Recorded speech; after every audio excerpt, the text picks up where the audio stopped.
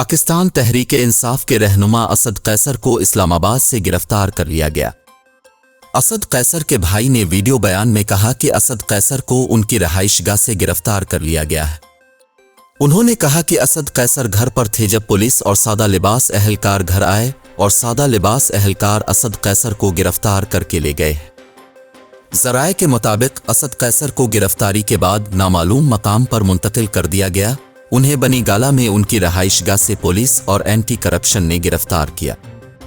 ज़राए ने बताया कि असद कैसर पर गजू खान मेडिकल कॉलेज सवाबी के लिए तिब्बी आलात की खरीदारी में करप्शन का इल्ज़ाम है।